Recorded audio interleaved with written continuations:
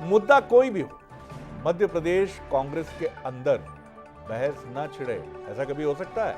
और एक बार फिर ऐसा ही हो रहा है जैसा कि ज्यादातर होता है।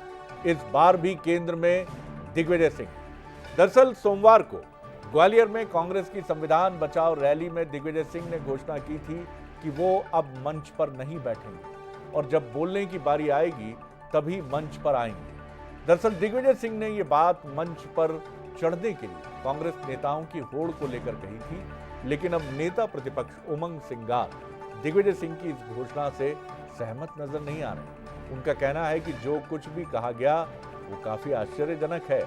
जो नेता मंच पर बैठे थे उन्हें भी नहीं पता था कि क्यों ये बात कही गई।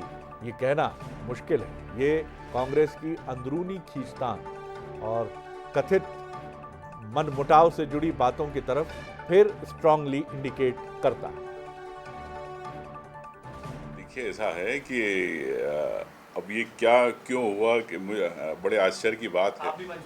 हाँ, मेरे लिए भी आश्चर्य की बात है और कई मंच पे बैठे उन्हें भी नहीं पता था कि क्यों इस प्रकार से बात कही गई।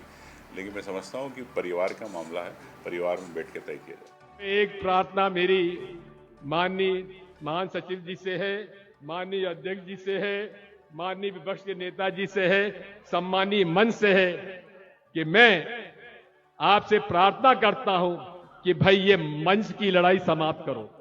मैं आपको अनुरोध करता हूं और प्रार्थना करता हूं कि मैं आपके कांग्रेस के और किसी मंच पर भी मैं नहीं बैठूंगा, नीचे बैठूंगा और वहां से अनुरोध करूंगा जब बोलने का मौका आए तो मुझे बुला लीजिए।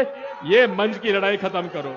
जो लाते हैं बेचारे वो रह जाते हैं और कई मंच पे हमारे लोग आ जाते हैं जो को इन सब बातों पर ध्यान दीजिए।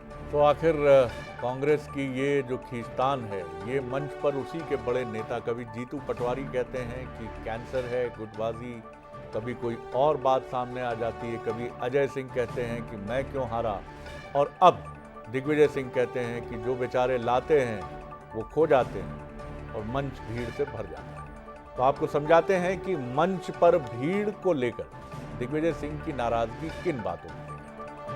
दिग्विजय बोले कि अब मैं मंच के नीचे ही बैठूंगा, यानी जब मुझे वक्ता के तौर पर, स्पीकर के तौर पर मंच पर बुलाया जाएगा मैं तभी आऊंगा। हुआ क्या था?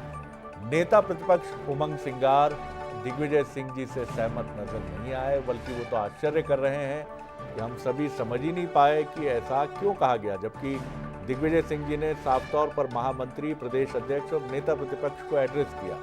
आगे इसके क्या रिजल्ट हो सकते हैं?